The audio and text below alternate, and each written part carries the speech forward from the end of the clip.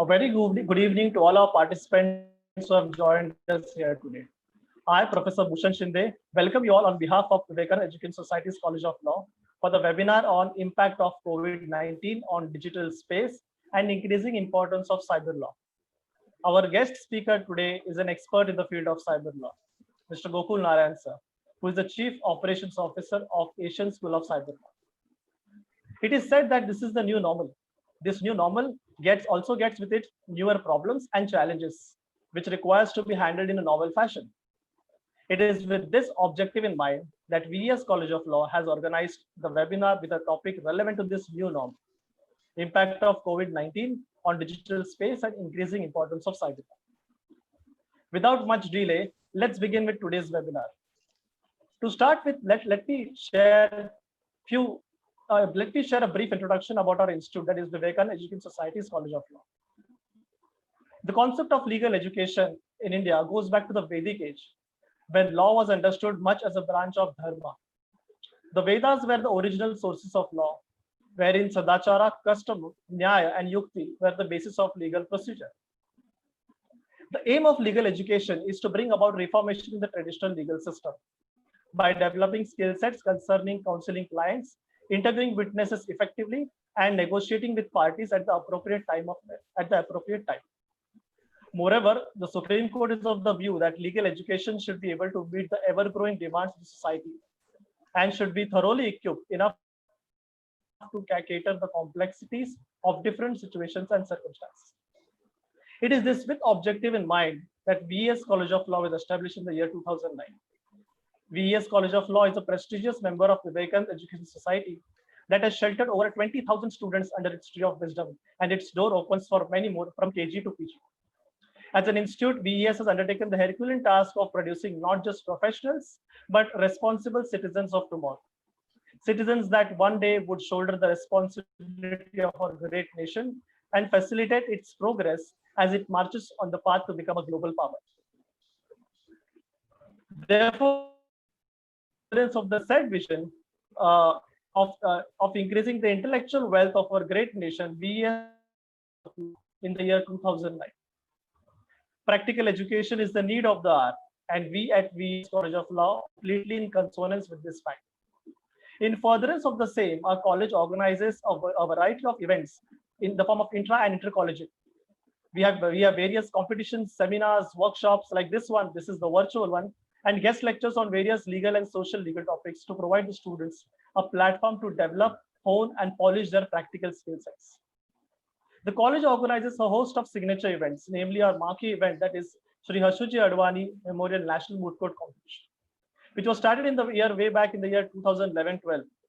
And from a first edition of an intercollegiate level, today we have reached a national level, wherein we have teams coming from various states and union territories. At the national level, we received teams from 13 Indian states and 2 union territories, consisting of top Indian law schools and universities across the country. As a part of our responsibility towards society, the college has also organized a legal aid counseling cell, and which is recognized by the government of Maharashtra, wherein is imparted to society at large every Saturday. Apart from this, we organize a host of intercollegiate competitions, guest lectures, and seminars on various issues. Over the years, VES College of Law has played host to many distinguished legal luminaries in the field of law and education. The list is quite long. We have been blessed with the presence of Justice J.N. Patel, Justice P.D. Kode, Justice R.Y. Ganu, Justice Achulia, Justice Makarand Karnik, and many more lawyers like Justice Satish Manishinde. We have also been blessed by various academicians like Dr. Rajan Vedukar, Dr. Vijay Khole, and many more. Last year, VES College of Law completed its 10th year of inception, and our academic journey through this tough time as well is on, with Swami Vivekananda's golden words: arise, awake, and stop not till the goal is reached. Without much delay, I would like to introduce the guest for today's webinar, Mr. Gokul Narayan, sir. Sir has done his bachelor's and master's from Symbiosis Law School, Pune, and has worked in various roles and capacities since then. Starting off as an associate with KJ John and Company and Advocate Rajiv Sahai, Sir later joined as a legal advisor with Symbiosis School of Liberal Arts. Sir has also worked as a faculty of cyber law with various institutes, teaching issues related to cyber laws, and has also been a director of Data 64 Techno Solutions Private Limited. Sir has also worked as an on-site director with Knowledge Exchange Initiative, New York. Sir is currently the Chief Operations Officer, Business Development and Academics of Asian Source of Cyber Law, and has been working in this capacity since 2016. We extend a warm welcome to you, sir, once again. Over to you, sir. Gokul Narayan.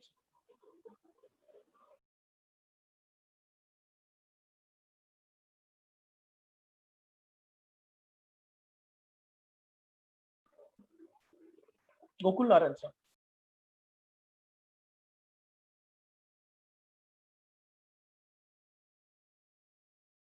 Sir's audio is off. All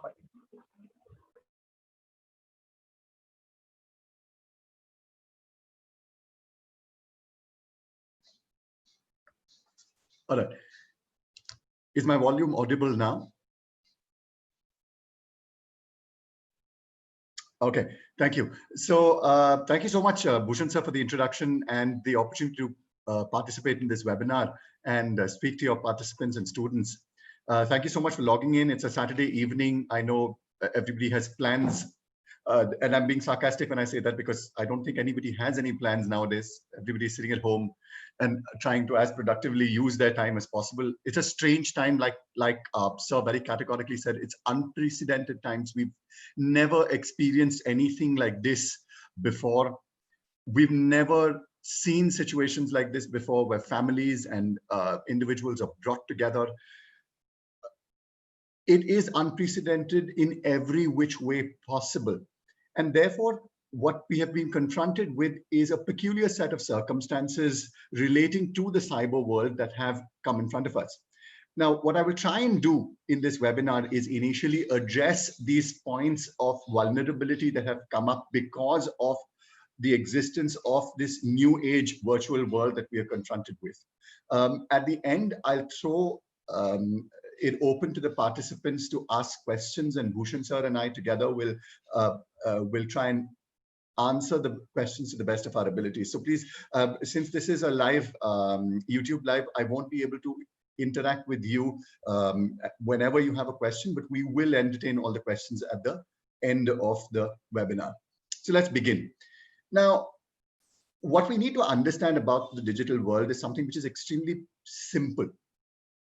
In terms of vulnerability, in terms of security threats, in terms of privacy, the individual, that is the person itself, becomes the most important basic fulcrum of this entire process. Now, if you look at this, the person as the most essential element of this virtual world, you will understand that all threats are therefore targeted towards the person. Now, there will be various means in which these threats are created, they are targeted, and they are put forth. But the basic problem remains the individual in itself. Now, with respect to the individual, where do you find this information becomes the next question that becomes relevant.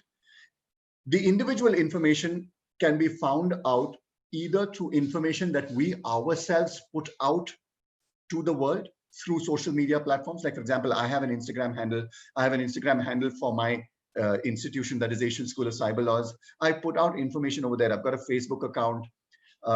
I put out information over there relating to me, which I want the world to know. Now, this is one of the ways in which the information is made available to third parties about us.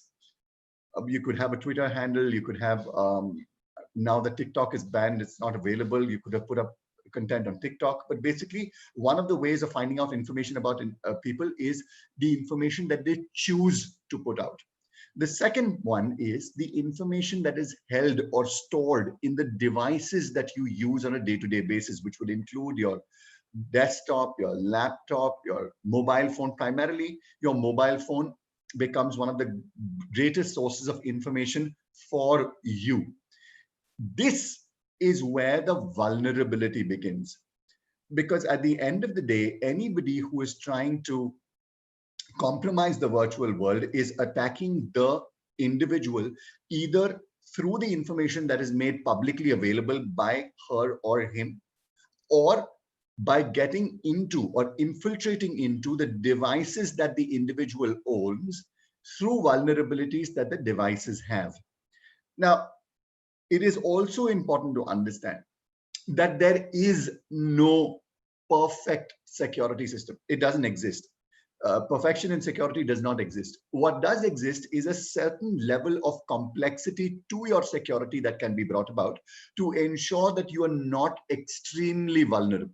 Now, for example, even when you live in a house, you've got your walls protecting you, you've got your doors, you've got your locks, you bolt your house at night when you sleep, you shut the windows and doors, you've got grills on them, but that still doesn't mean that people can't enter your house without permission.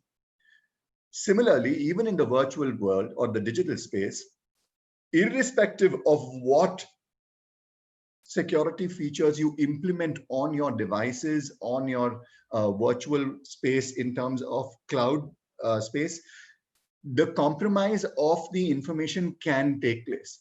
There is no system which will ensure 100% protection for anything. But our attempt over here is to try and ensure that we make it as safe as possible. And we understand the law that is governing this field to the extent that we are able to figure out what does the law protect and what does it not protect. Now, all of you, to a certain extent, will be aware of the fact that the laws in India protect, for example, privacy. Let me just begin with one of the questions of privacy. Privacy in two ways. There is privacy of data, and then there is privacy of the human body also. So a certain set of laws which are trying to protect the privacy of the human body, that nobody compromises my privacy, where they take pictures or photographs or videos of me in a private place where I feel comfortable to disrobe, for example. I want my privacy to be protected there. And privacy of my data in terms of the information that I hold in my various devices. It could be personal information relating to my health, psychological condition, financial condition. All of this information becomes relevant. And what has happened because of COVID, see, the virtual space was always a vulnerable place. But its vulnerability was not so exaggerated prior to February 2020. Now, why do I say that? I say this because, and I say this very categorically because, prior to 2020, the internet was divided, or users in the virtual world were divided into people who swear by the virtual world, live on the virtual world, have a virtual presence and existence, and those who are there on it very moderately, and a large portion of it, which generally included not technologically savvy individuals who avoided it completely because they didn't understand it. Now, come February 2020, the digital space started changing. The government of India, just like the governments of various other countries, decided that the best way to deal with the coronavirus pandemic was to create and implement a nationwide lockdown.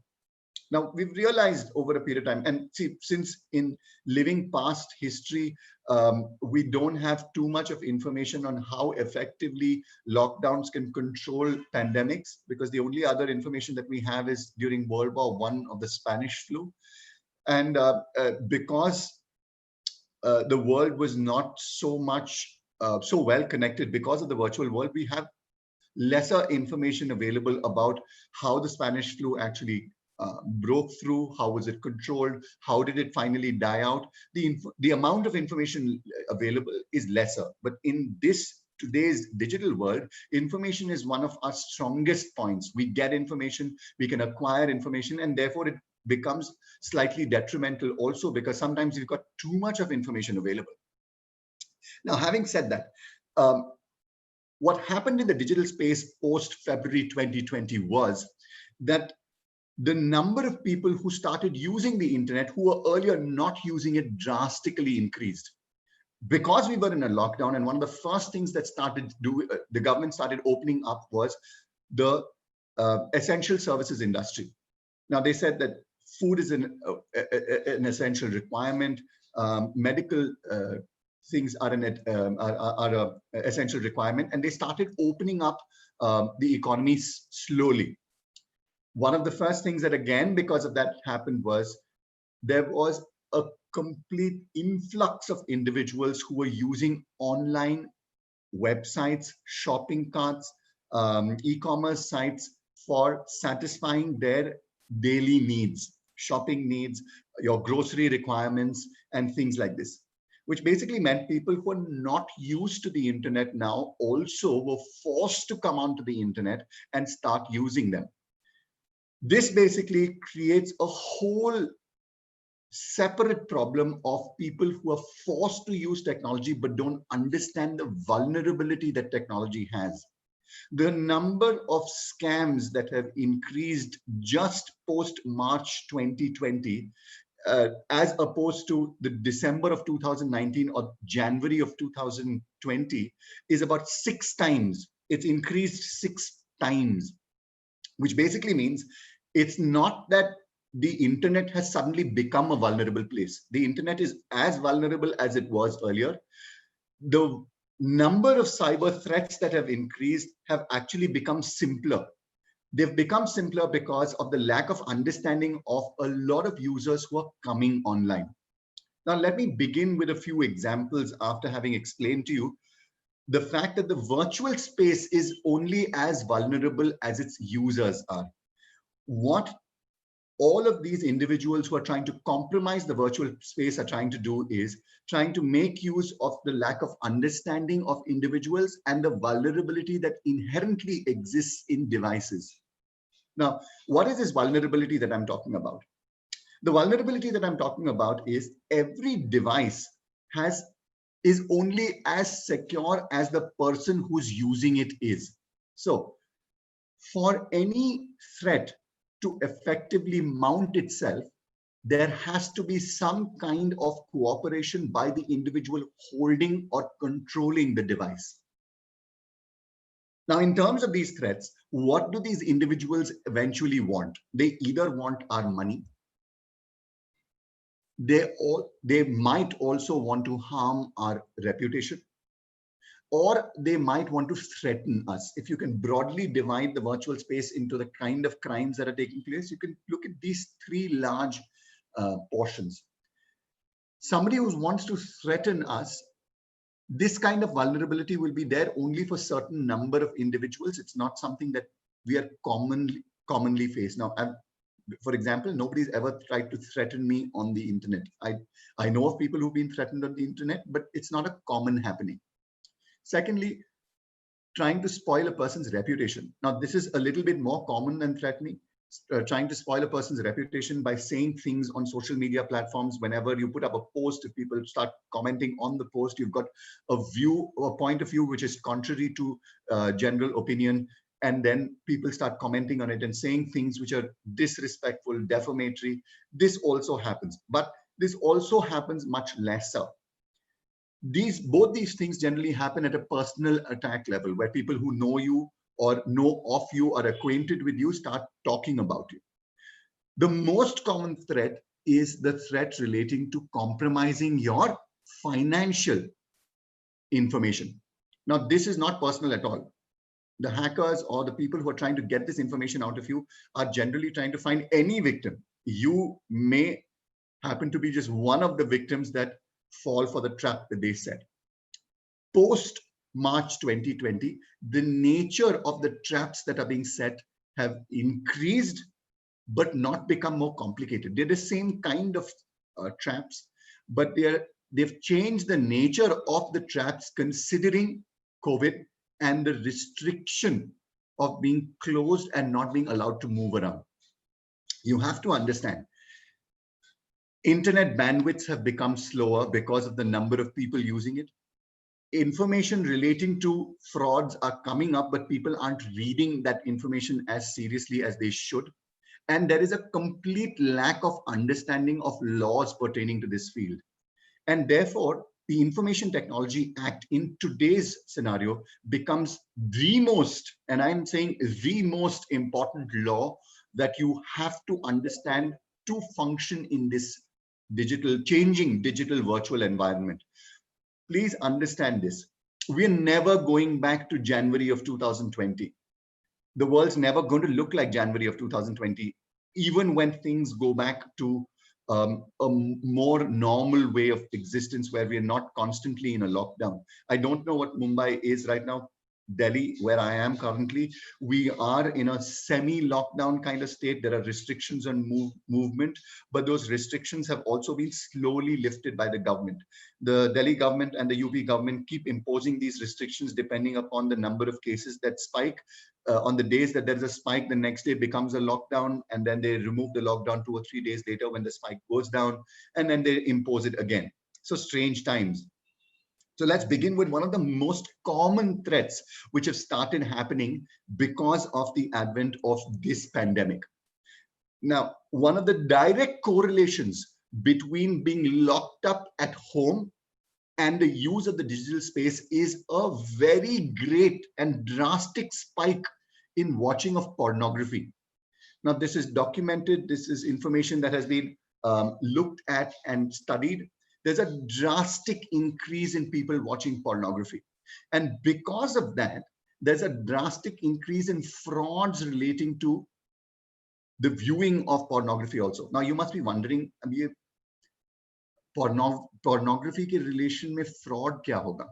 Now, one of the attacks that is taking place is the extortion porn scam, which basically is, and this is something that I know because I know people personally who've been affected by it. An email comes to you with your name and possibly one of your passwords to one of your accounts saying that we have seen you watching porn and you watch this kind of porn. And if you do not, and we've got videos to prove the fact that we've seen you watching porn and these are the porn videos that you're watching. If you do not pay us a certain sum of money, then we will make these videos public. Now, how did I get to know about this? I have a 78-year-old aunt who lives in the United States of America. She lives in Austin. And she emailed me and said, Gokul, I have received this kind of an email. And she said, I don't watch pornography. And I was like, that's all right. What is the email that you've received? So she showed me the email. It had information about one of her Apple accounts, and the password that was mentioned was correct, but it was an older password. It was not the current password that she had. She said, what I'm worried about is the fact that there is a password, the password's correct, but it's an older password. So has somebody broken into my laptop and has my information been compromised? And what do I do with this information? Then this kind of an email came to another friend of mine who's a 32-year-old woman. There's another email which came to a friend of mine who is a 46-year-old man. So I realized that there is a trend to it. The trend to these emails is they cast the widest net possible. And they try to send this email across because your email ID is not something which is very difficult to find. There are databases available which can be bought at a penny's price. You get a large number of email IDs which you can buy off the internet at a throwaway price. You can use that email database to send randomized emails out by syncing your Excel sheet with the email IDs and the names along with the passwords. Now, where do they get the passwords from? Old passwords or combination of old passwords are also sold when they are compromised. So for example, some time ago, Yahoo information was compromised. There were about more than a few million passwords that were compromised. Facebook was compromised some time back. Now, once this is compromised and this information is extracted, very often it finds its way on what is referred to as the dark web, where it gets sold. The price that is charged for this is also very little. So a lot of people end up buying it. Now, what these hackers end up doing is, since they realize that there's a very large increase in the number of people watching pornography, they send these random emails out to everybody saying, we've watched you watching pornography, you pay us money, or we're going to make this information public. Now, one of three things are going to happen, broadly speaking. A, you're going to ignore the email, which is what you should do. There's nothing to worry about. They don't have your password. They've not compromised your laptop. They've not gotten inside your laptop. They don't have your information. They've just bought some information off the internet, which they're trying to use to convince you to do something. Now, the second reaction could be you reply to them saying that you start interacting with them. This is what they want. They want people to start interacting with them. Now, after the interaction starts off, it could go one of two ways. Either you end up paying for the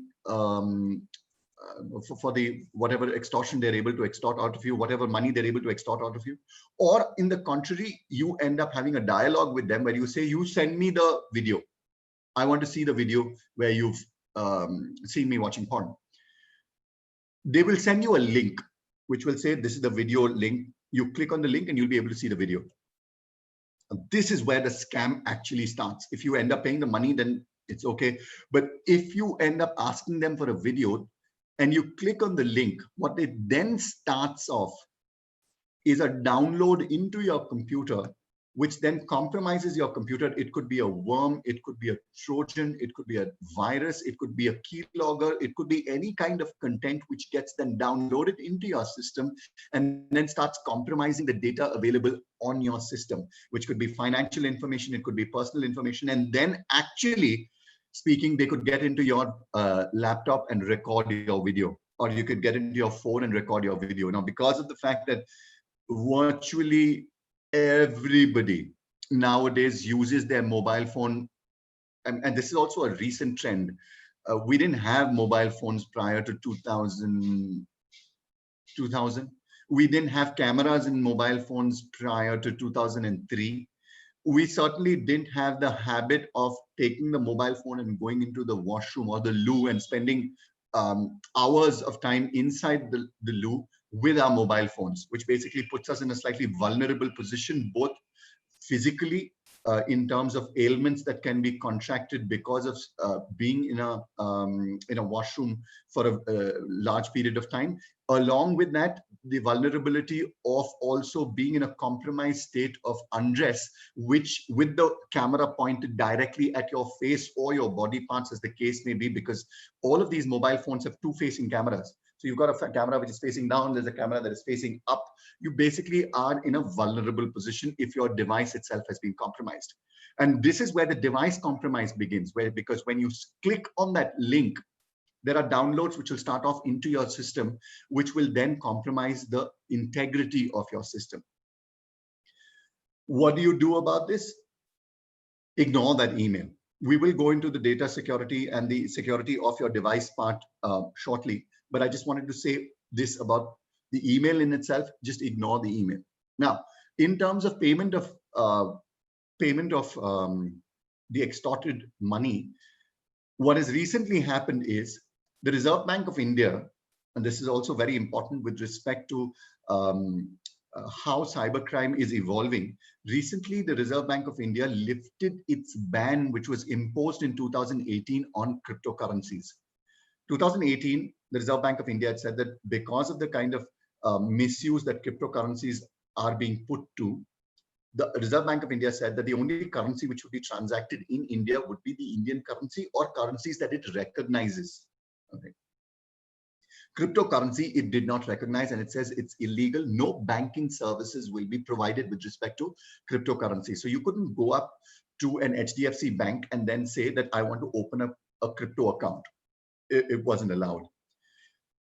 I think this happened in May of 2020, just now, last month. The Reserve Bank of India lifted that ban. Now they said that banking institutions are free to provide services with respect to cryptocurrency, which basically means that the use and the exchange of cryptocurrency is now legalized. It's still not that you can walk into any bank. You walk into a Canara Bank or a Vilas Rao Sahakari Bank and ask them to open up a cryptocurrency account. They're not going to be able to do it. It is still the choice of the bank to start offering services with respect to cryptocurrency, but that's a very major change that has taken place, that cryptocurrencies are now legal again. We can indulge in cryptocurrencies. Now, along with this,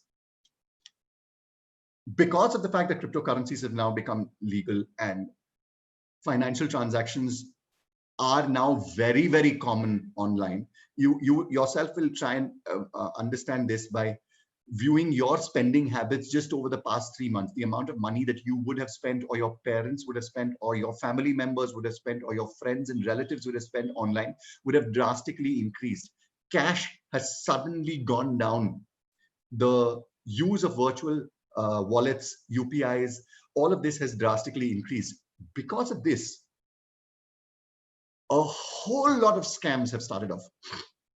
Now, as soon as one of the largest scams that is taking place nowadays is in the first half of the pandemic, that is, I'm talking about post March 20th till about the end of April, the largest scam that was happening was a donation scam, which was fake donation sites coming up to take money away from unsuspecting people who, after looking at, for example, news clips from Aaj Tak and India Today and CNBC and Al Jazeera and all that, felt extremely bad about the financial situations that our migrant workers and our the unstructured part of our labor economy was facing.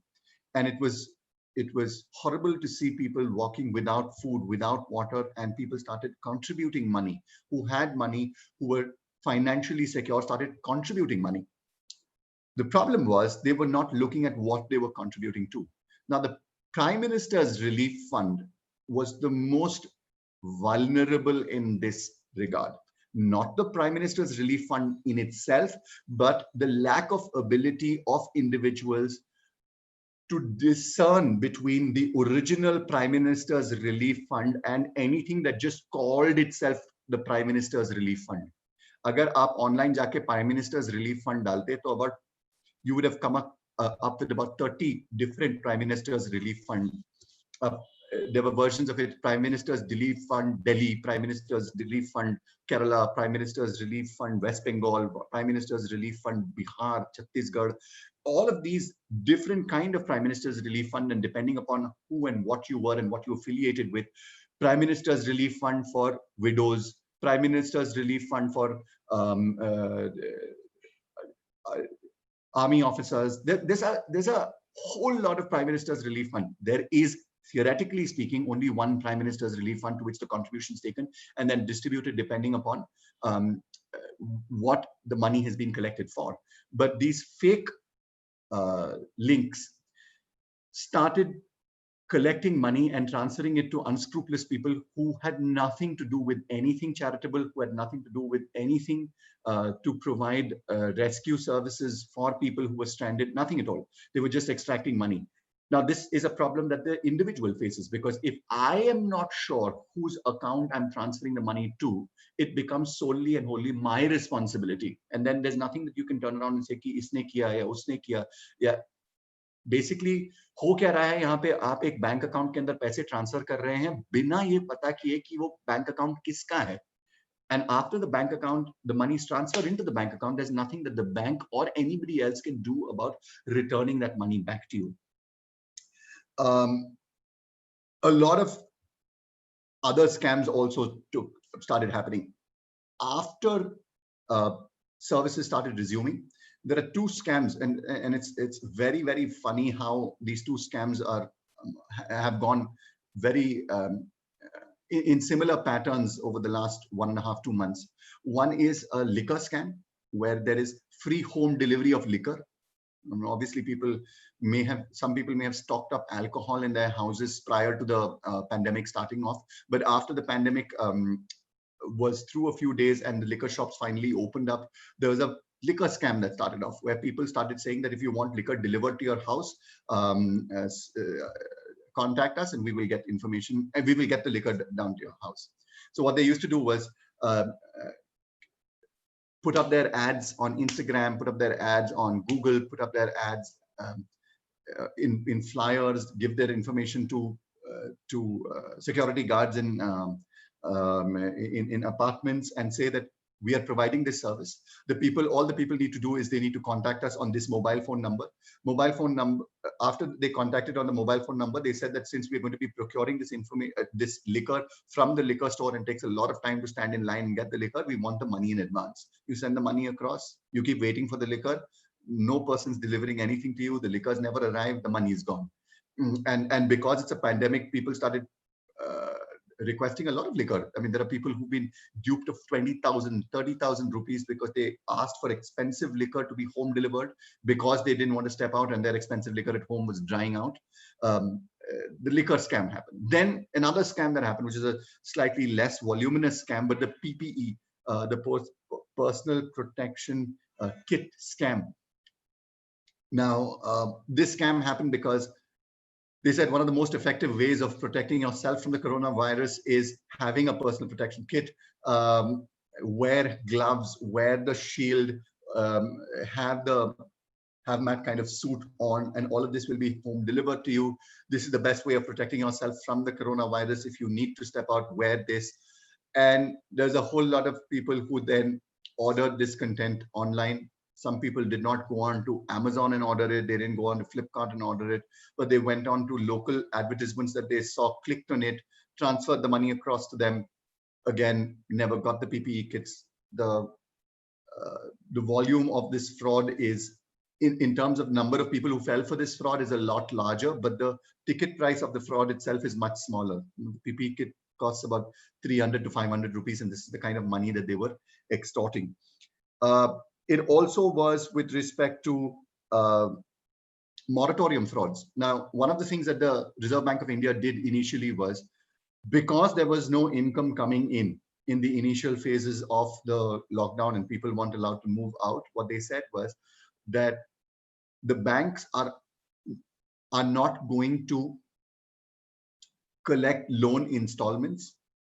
They're not going to collect money from people who owe them money, but the interest will keep carrying on. So you can defer the payment of your installments if you're short of money, but what you needed to do was to contact the bank. It wouldn't automatically happen.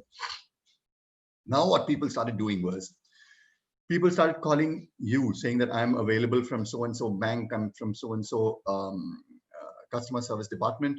Do you have a loan for which you want to seek moratorium?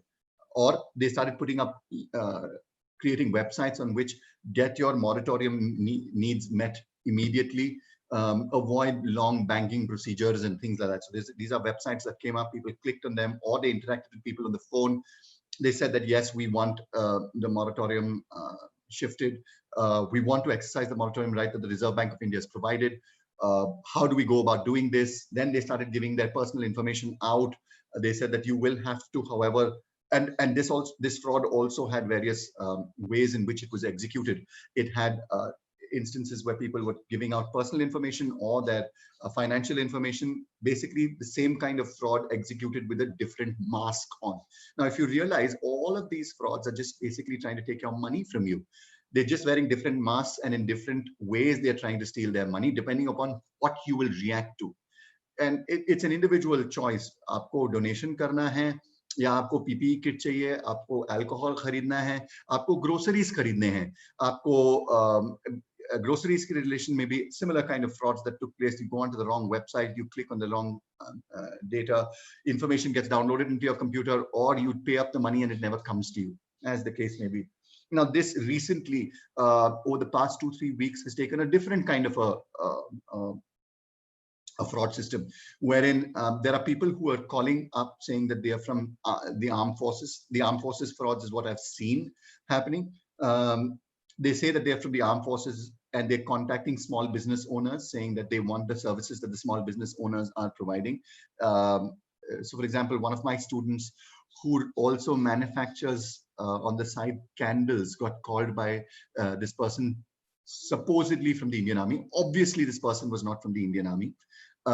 Saying that they're posing to be an Indian Army personnel, giving a fake ID card and all that, saying that hum Indian Army se hain.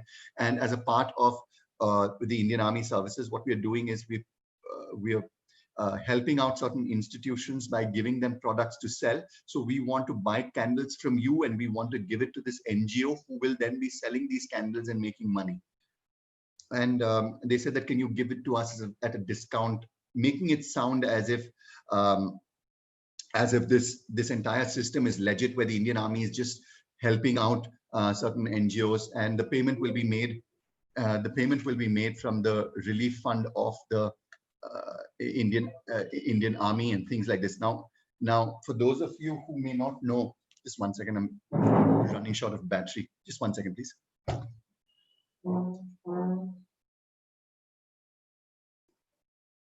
Now, for those of you, I'm sorry, for those of you who may not know about this, the Indian Army does not contact individuals just like that. One of the members of the Indian Army will not get up and say that, okay, I'm going to procure it. Procurement in the Indian Army is a very long, drawn-out procedure, which has a lot of safety checks, and they just randomly don't contact private individuals and do their processes like this. But a lot of people don't know about how the Indian Army functions, and just because they see an ID card, they fall for the information of the person who's pretending to be an armed forces personnel. What they basically do is then they, after the discussions are over, they say that we will need, they send you a QR code saying that we will need first just to establish a connect between your organization and ours. And so that the Indian Army can do a UPI transfer of the money to you, you need to click on a QR code. It's a 5 rupee transaction that will take place, and it says 5 rupees on the QR code. You click on the QR code using your WhatsApp or Google Pay or Phone Pay or whatever UPI system that you're using. It will scan that QR code and it will transfer 5 rupees after you press enter and you feed in your OTP. It will transfer 5 rupees to your account. That will establish a link between the Indian Army account and your account, and therefore we can then proceed.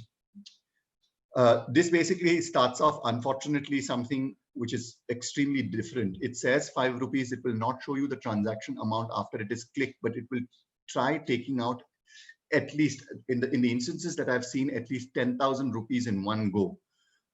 After you put in your username, after you put in your banking credentials, it will immediately transfer the money to the account. आप जब भी उस number पे वापस phone करेंगे, the person's obviously not going to answer your calls. And that's going to be the end of the money that you've actually suddenly just donated. Now, please understand this. These kind of frauds have existed earlier also, but the nature of these frauds and the question or the story behind the fraud is changing with COVID. That's all that is happening. And I'm emphasizing on this again and again. Then, now, these are the kind of frauds that are taking place. And I can go on and on with all kinds of various frauds that are taking place. But this is not the only problems that we are facing. Just to wind up before with the fraud section, there are frauds which took place with respect to the Arogya Setu app. Government said Arogya Setu app is essential. You need to go, and the Mitro app and the Arogya Setu app were again just overnight just exploded.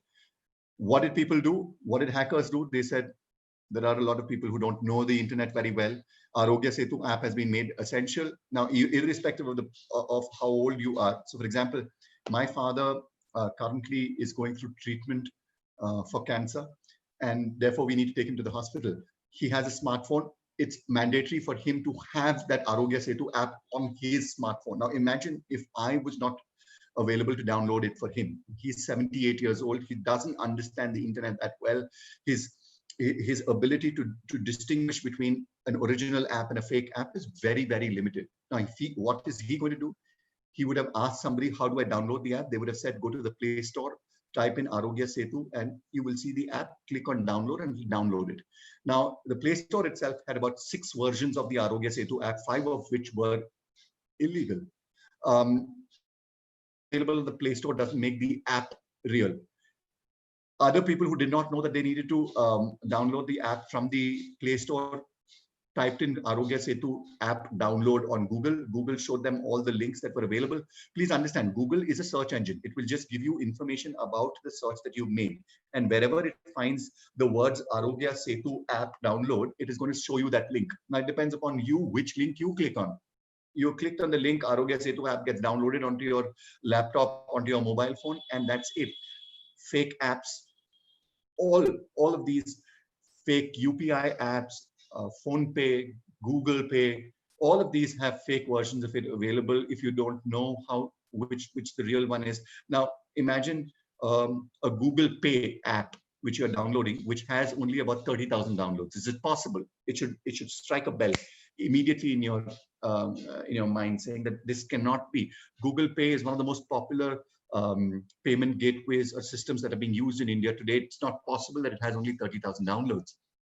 So very preliminary basic checks that can be made to ensure that your data and your personal privacy is not compromised. Now, let's step away from frauds, because I said frauds are just one aspect of the kind of problems that are facing. The digital world, in terms of the information technology age, is facing a lot more problems. For example, Hindustan Unilever and Reckitt Benckiser went into a disparagement problem at the beginning of COVID. This is around early March 2020. Sorry, mid-March 2020. Now, what was the case? Now, Dettol went up against Lifebuoy. What was happening was, all of these companies, soap manufacturing companies, came up with ads saying that to protect yourself from coronavirus, wash your hands regularly, use our soap, it kills 99.99% viruses, and so on and so forth. The more you wash your hand, the less the possibility of the virus sticking onto your hands and then getting transferred.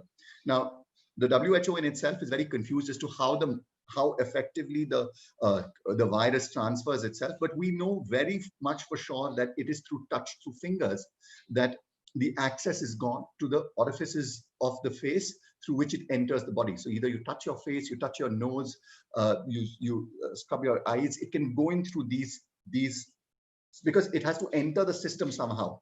How does it enter the system? It can enter through your nose, it can enter through your mouth, it can enter through the eyes, if the virus is there on your hand somewhere. Now, because of this, soap companies came up with ads saying that apne aap ko coronavirus se bachaiye, haath dhoiye. Dettol had an ad which suggested that hand wash, the hand wash is more effective at killing the coronavirus than a regular bar of soap. And in their ad, they had a red colored soap in the background on which there was a cross. And they said, protect yourself from coronavirus, use the hand wash of Dettol.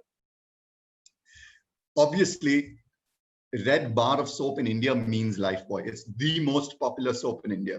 You may not be using it, but in terms of sheer number of sales, Lifebuoy is the largest selling soap in India. Everybody knew it was Lifebuoy that they're taking a dig at. Lifebuoy went and filed a case against them saying that this is disparagement, this is an infringement of our trademark. You are reducing the estimation of us in the eyes of our customers by saying something which is not true. The WHO never said that hand washes are better at stopping coronavirus than bars of soap are. This is a presumption you're making. You don't have any scientific background for it, and you're trying to affect our sales and increase yours in this regard. Now, there was a preliminary hearing done. Dettol immediately said they will withdraw the ad. The disparagement suit still goes on.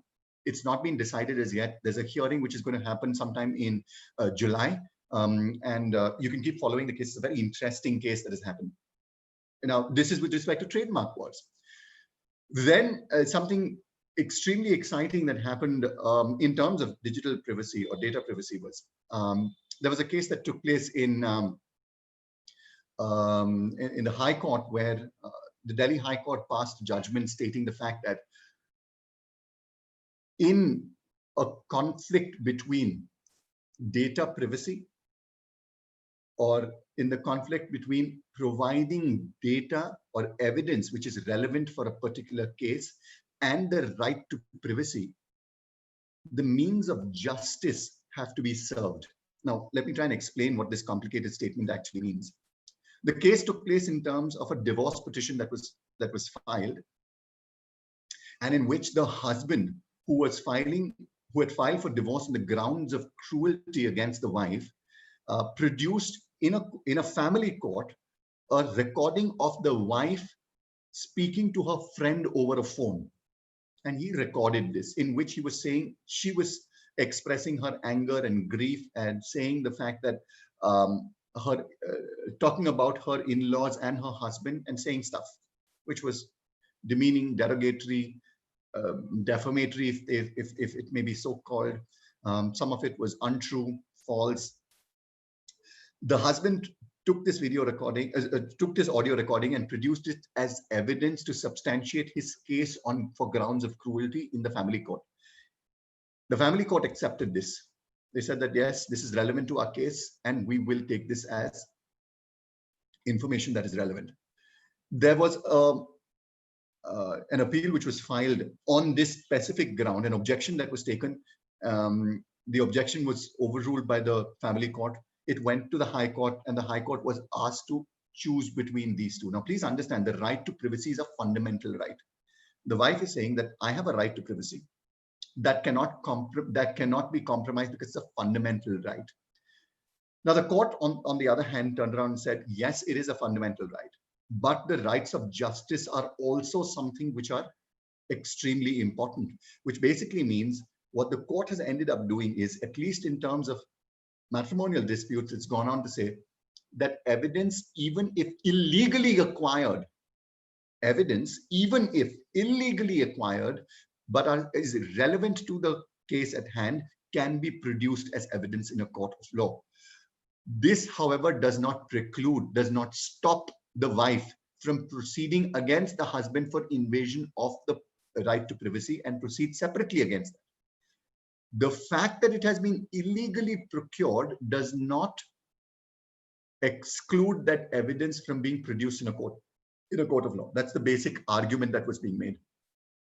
Now, this is with respect to data privacy. Now, a lot of questions come up. Which is the law that the wife can use? Can the Information Technology Act or law provide a rescue to a situation like this, and questions like that? And the Information Technology Act keeps coming in all these regards and in all these circumstances to try and see what kind of relief can be provided. In all the examples that I've spoken to you about, the Information Technology Act and its offshoots become extremely important for interpretation. Then questions relating to, let's talk about the boys' locker room controversy. Again, from the perspective of law, I'm not talking about the social ramifications of the boys' locker room controversy and how men should conduct themselves. Those are not debates or questions that I want to address. I want to look at it from the perspective of what had happened and what does the law say about it. Now, the law, why does this become important in today's day and age? The virtual world is where all of these discussions are happening. There are private spaces in WhatsApp groups, in Instagram handles, in other social media platform where a close group of people are exchanging information. What does the law say about it? What is the responsibility that people have with respect to it? And this is where a lot of governmental control starts coming in, where the government starts controlling activities which are done online just to ensure that the citizens are safe. Like, for example, post COVID, post boys locker room controversy, and the problems that took place, because even in the boys locker room controversy, the administrator of the group which was of concern was a major and a boy. The question arose, what is the responsibility of the administrator of a WhatsApp group with respect to the information that is disseminated? There were legislations which were passed. Mumbai police has come out with orders for making the administrator responsible. Assam's come out with the Assam COVID regulations, making administrators responsible for fake news, making administrators responsible for dissemination of information on their platforms, and saying that if you are an administrator, you take up the responsibility. It is your responsibility to ensure that information which is fake in nature is not disseminated. Again, creates controversies, creates problems. When I am an administrator in a group, till the happening of these laws and the kind of controversies that took place, I wasn't very aware of who was exchanging what kind of information on the group that I created. I just created the group. I just happened to be one of those people who put the people onto the group. And therefore, by that stretch of imagination, I became the administrator. But now I don't want to be an administrator in any group. It is an unnecessary responsibility that I face. There are certain groups, like, for example, I'm a group member of a group of lawyers. Now, some of those lawyers I know personally, some of them are acquaintances, some of them I don't know at all. But professionally, because I am a part of the legal fraternity, I have to be a part of these kind of groups also. Now, in these kind of groups, what individual posts what kind of information, I don't even look most of the time. So there will be days, for 4 or 5 days, I won't check that group. Now, if some information comes up on that group, what is my responsibility? Again, COVID, again, governmental control to try and curb dissemination of false fake news. There's a lot of anti-national news that came about, trying to blame the Modi government for the lack of control that they have exercised. There's a lot of racist comments that were made. There were specific targeting of certain communities that were made, that this community is responsible for it. So hate messages, all of these kind of things started happening. Service providers started reacting to this. I have about 5 minutes more. I'll try and wind up very quickly so that I can give you some time to ask questions. Also, I'm sorry because there's so much to speak about these topics that it becomes a little difficult to put everything into a small 1 hour capsule and speak to you about. So, for example, let me speak about two things that WhatsApp and Twitter did.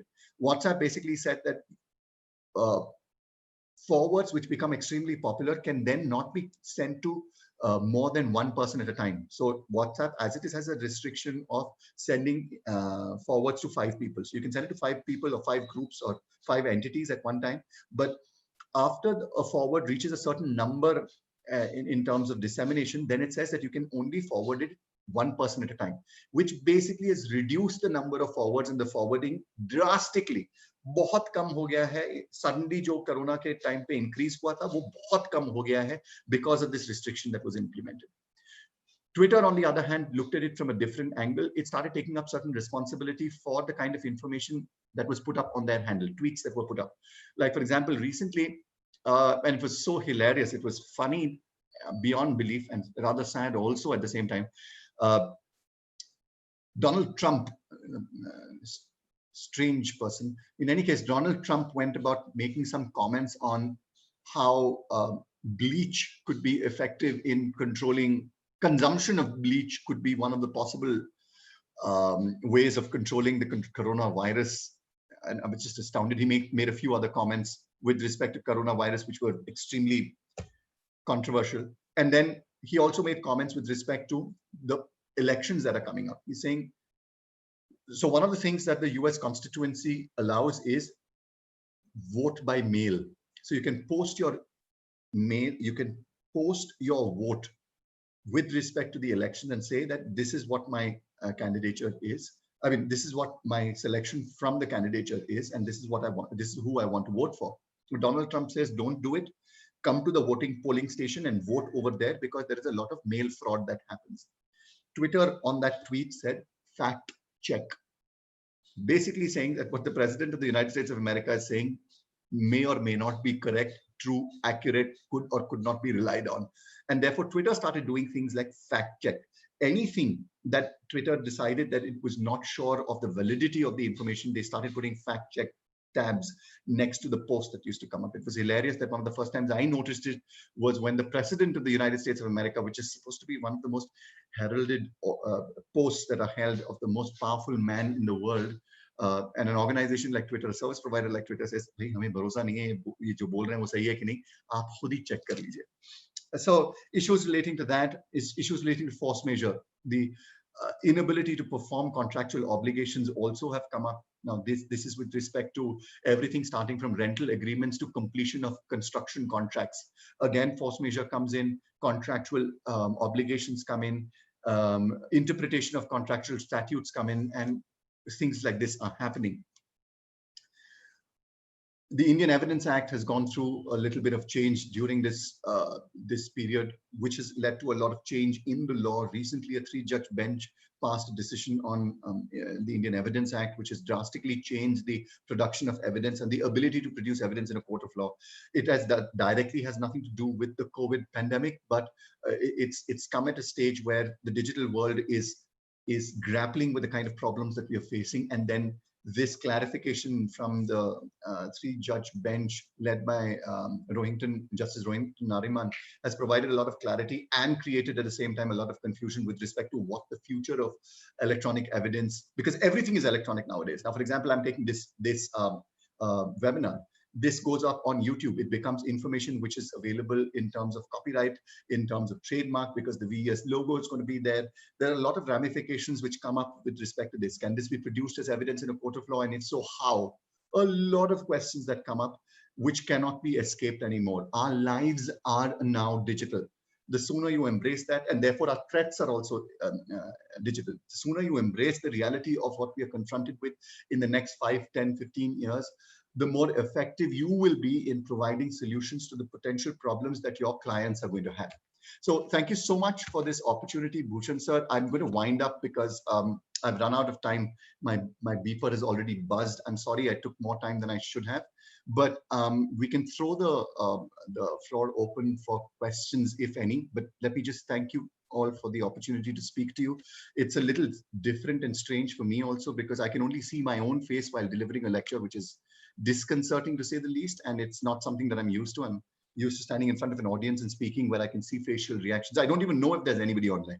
The reality of the situation is I don't know how many people are watching this, if there are any people watching this. And so this is new for us teachers as well. So thank you so much for, if you are there, thank you so much for attending this. And if you have any queries, Bhushan sir, we could start taking them on.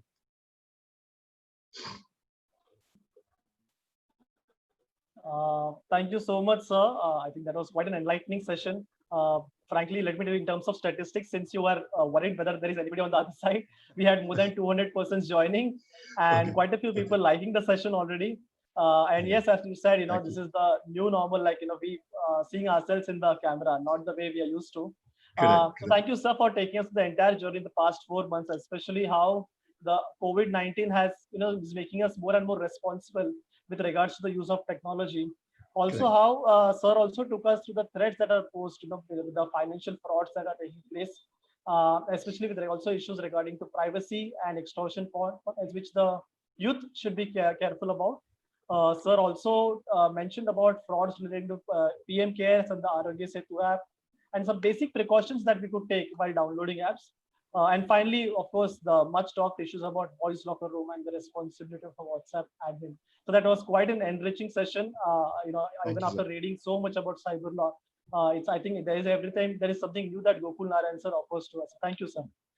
So starting with the Q&A session, before that, let me also share with the audience that Asian Law School, the Vivekan College of Law, in association with Asian Law School, we have a diploma course running.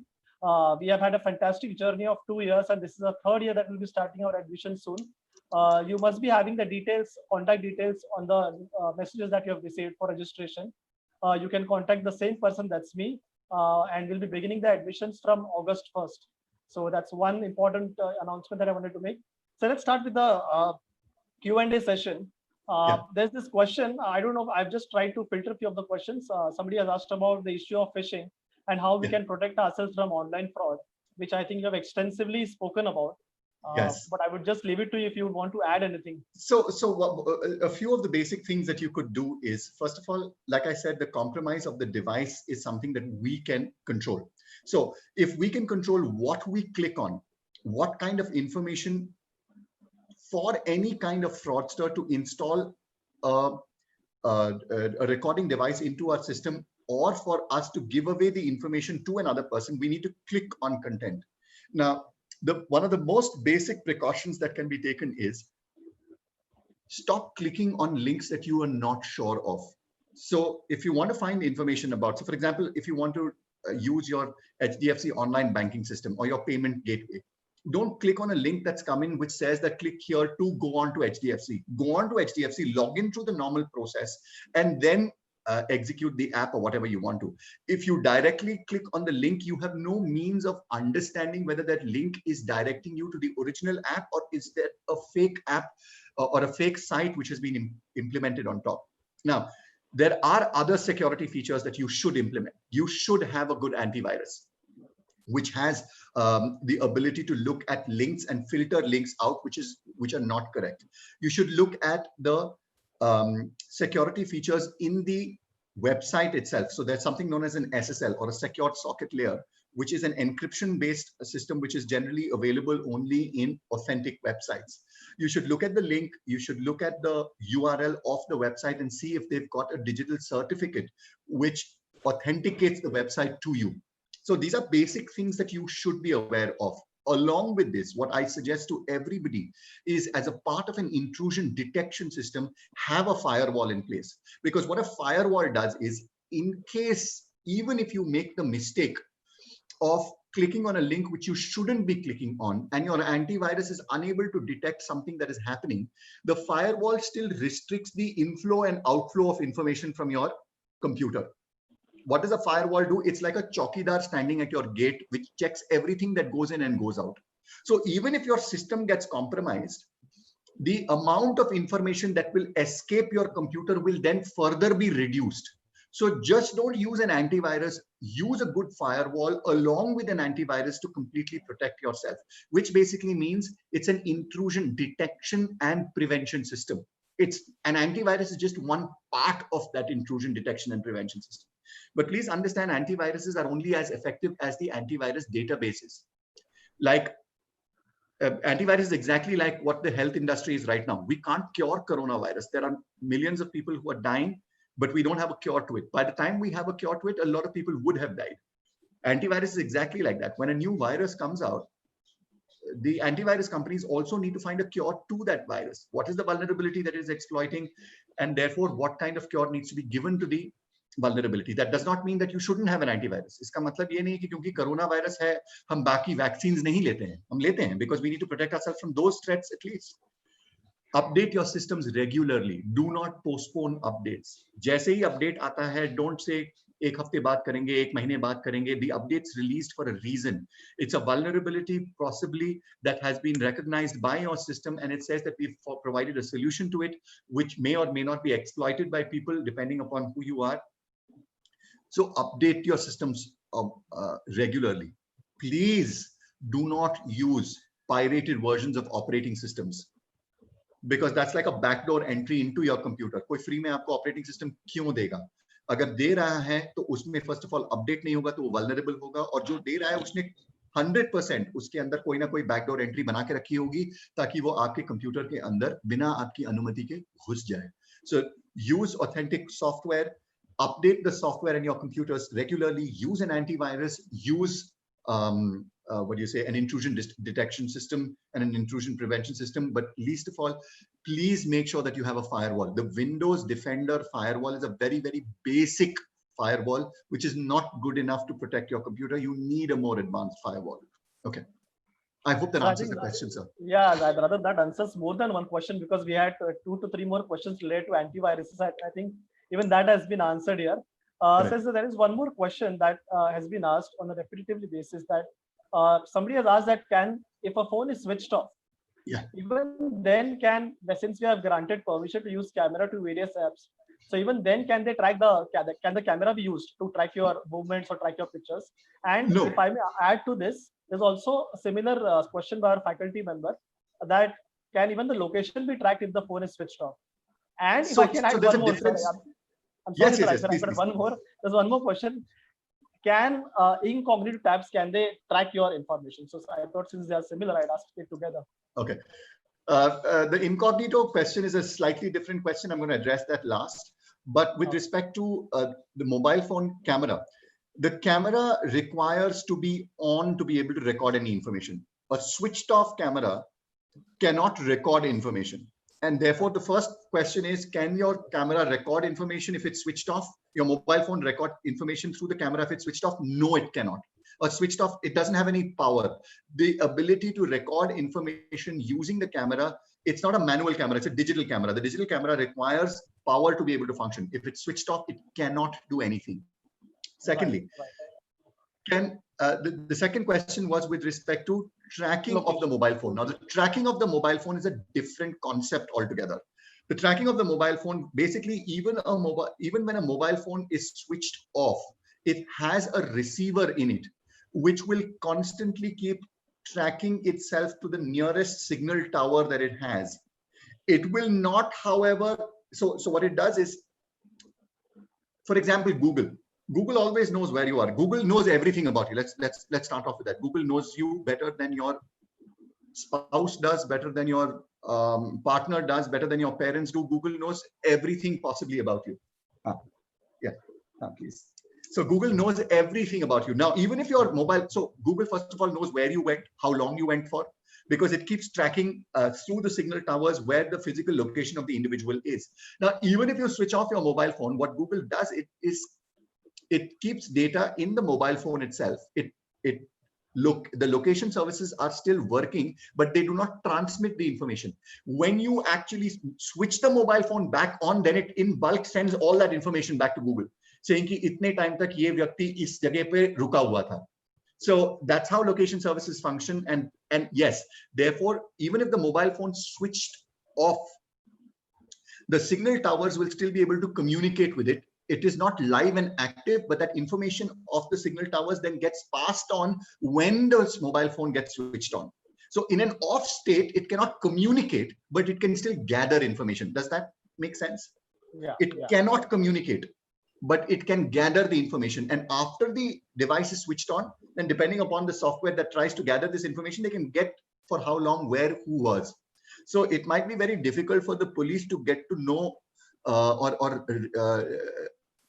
get information about a lost mobile phone. But if Google was handed over this task, they would be able to find devices a lot easier than law enforcement officers would be, because the access to information through Google is far more widespread. We use Google location services through maps. We use Gmail. We use actually everything. I mean, our lives are on Google. So yeah, Google will know. The last question is with respect to the incognito tab. Now, once the incognito tab is switched on, so let me clarify this point to you. Your browsing history is always stored on your computer. Let me say it as categorically as I can. आप incognito mode use करो, जो mode use करना है कर लो. आपका browsing history आपके computer पे है. The incognito mode only allows the regular files with respect to your browsing history not to be accessible through the settings option. आप settings में browsing history में जाओगे तो incognito tab अगर on होगा तो वहां पे record नहीं होगा. There are other files which are system hidden files in your computer which will still maintain information about what browsing you did, what you downloaded, how much you downloaded, and things like that. That's what data forensics basically is. When we analyze a device, we do not look at the browsing history from the history which is available through the browser itself, because that, depending upon what features you've implemented, may or may not record that information. However, you also need to remember is, just because you put on an incognito mode, that does not mean that your service provider will not know what you've done. The service provider always knows. It's the incognito mode merely protects the data from the browsing history of the device's browser. बस उस पे दिखाई नहीं देगा आपको. Graphical user interface जो है browser का, जैसे कि इंटरनेट एक्सप्लोरर का या फिर गूगल क्रोम का, उस पे आपको दिखाई नहीं देगा कि कौन सा ब्राउजिंग किया है. The computer in itself in separate files would have stored that information, and certainly your service provider is giving you internet also knows exactly what you've done. Okay, thank you. So that was quite an elaborate answer. There are quite a few questions, but we'll take one last question for the day. Is there an agency for authentication of apps? Since there is a confusion about which app to download, which is a fake app. No, there is no agency, because these are, I mean, no agency is taking on the responsibility of trying to figure out which apps are authentic, which apps are not authentic. You will have to use your own discretion to try and figure out. So some of the things that I do is, before I download any app onto my computer or my mobile phone, more importantly, my mobile phone, what I do is I read reviews. I go do an extensive review check. I see if the same app is available on the Play Store also. I see the details of the creator of the app. I go and look at who the software developer of the app is and look at what their history is. Before I get excited about downloading anything, I do a thorough study of who has made that app, what is the credentials of the individuals who's the software developer of that app, how many downloads have taken place, and what are the customer reviews.